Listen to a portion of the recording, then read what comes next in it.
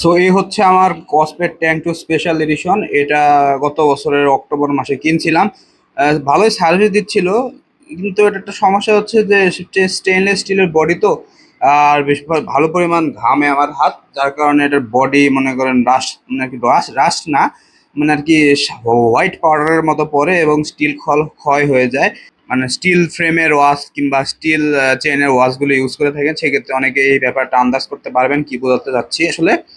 এটিতে এখন দেখা যায় যে আমি কালকে এসে বাসায় আসলাম, বাসায় এসে দেখি দিকে আমার এই ব্যাকশেল খুলে গেছে অটোমেটিক। এখানে কিন্তু 4টা স্ক্রু লাগানো আছে, স্ক্রুগুলো জং ধরে গেছে এবং স্ক্রুগুলোর কোনো, আর যেহেতু এটার যে বডি, এটা মূলত স্টেনলেস স্টিলের বডি টেম্পার চলে গেছে, এটার কিন্তু এখনো ওয়ারেন্টি আছে। বলতে গেলে আমি এখন সার্ভিস সেন্টারে গেলে ওয়ারেন্টি ক্লেম করতে পারি। যাই হোক, সার্ভিস সেন্টার যা আসা একটা হ্যাসেল, আমি নিজে চেষ্টা করব। আঠা কিনে নিয়ে আসছি, সানশাইন G21 মোবাইলের আঠা, যদিও আমি ট্রাই করব দেখি ঘড়িতে লাগানোর জন্য হয় কি না। মূলত আর কি জিনিসটা যাতে স্টেবল থাকে, এটাই হচ্ছে মেইন আমার লক্ষ্য। ওয়াটারপ্রুফ থাকবো কিনা বলতে পারতেছি না। সো এখন ঘড়ির স্ট্র্যাপগুলো খুলে নিব, চলুন। আর ঘড়িটা অফ করে নিতে হবে সর্বপ্রথম।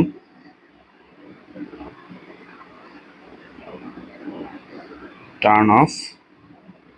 ঘড়ির জিনিস ভালো, কিন্তু মানে আর কি বিল্ড কোয়ালিটি এভারেজ। এত দামি একটা ঘড়ি, 7,000 টাকা সমমূল্য প্রায়। এখন আস্তে ধীরে আমি এখন এটার ডিসপ্লের ফিতাটা খুলে নিব। এগুলাতে আমি সাধারণত এগুলো করে আমার অভ্যাস, যার কারণে নিজে নিজেই করতেছি। কেউ এক্সপিরিয়েন্স না থাকলে করতে যায়েন না ভুলেও। নিজের জিনিসটা 12টা বাজাবেন। যাই হোক, এখন এদিক দিয়ে আশপাশ দিয়ে, বিশেষ করে এই এদিক দিয়ে এখন গ্লু দিয়ে নিব। আমি গ্লু কিনে নিয়ে আসছি সানশাইন ব্র্যান্ডের G21, কালো কালার একটা গ্লু, মোবাইলের ডিসপ্লে লাগানোর জন্য। এখন এটা কাজ করবে কিনা জানি না আদৌ, দেখি চলেন লাগায় দেখি কি অবস্থা হয়। এটা হচ্ছে কালো কালার গ্লু, 150 টাকা দাম রাখছে এটা আমার কাছে। এটা আমি একটু ট্রাই করছি, ভালো ভালো টাইম লাগবে শুকাইতে। যাই হোক, আর এটার গন্ধ একটা বিটকেল মার্কা গন্ধ।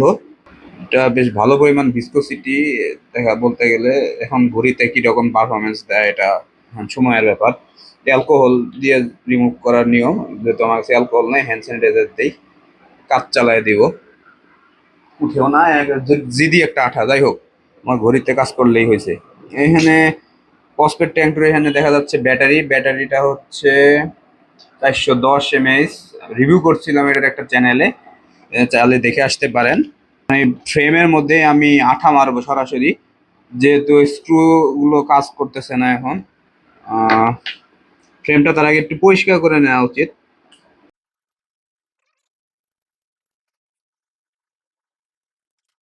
সাদা দ্রব্যাদি গুলো কি পরিষ্কার করে নেওয়া উচিত।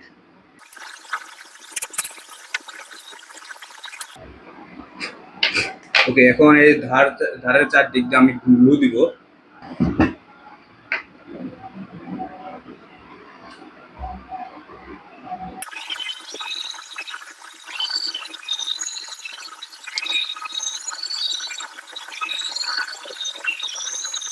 সুন্দর করে গ্লু দিয়ে নিয়েছি, এটা একটু শুকাইতে দিতে হবে। 2 মিনিট শুকাইতে দেওয়ার পরে সাথে সাথে লাগাই ফেলতে হবে, তারপরে কয়েক ঘন্টা রেখে দিতে হবে। তাহলে মোটামুটি আর কি সেফ জোনে যাওয়া যাবে। এটা ফিতা লাগাই নিব ডিসপ্লে রিবনটা।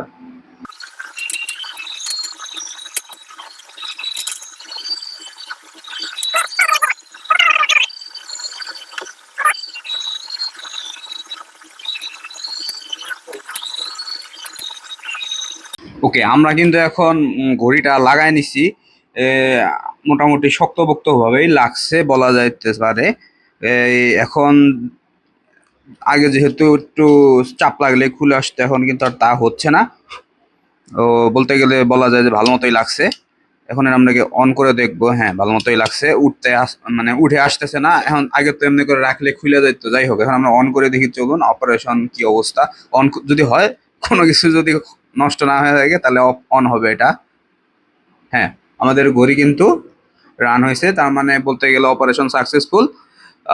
সো এই ছিল একটি ডিআইওয়াই ওয়াচ রিপেয়ার, নিজে নিজেই চেষ্টা করলাম। দোকানে নিয়ে গেলে না জানি কয় টাকা বিল নিত, নিজে নিজে চেষ্টা করলাম, সেক্ষেত্রে একটু এক্সপিরিয়েন্স হলো নিজের, এই আর কি। ভিডিওটি কেমন লাগলো অবশ্যই জানা, আর চ্যানেলটিকে সাবস্ক্রাইব করুন। আপনারা অনেকে ভিডিও দেখেন কিন্তু সাবস্ক্রাইব করেন না, এই জিনিসটা আমাদের মতো কন্টেন্ট ক্রিয়েটরদের একটু হতাশার সৃষ্টি করে। সো ভিডিওটি ভালো লাগলে অবশ্যই সাবস্ক্রাইব করবেন চ্যানেলটি, আর এবং লাইক কমেন্ট শেয়ার করুন, জানিয়ে দিন সকলকে।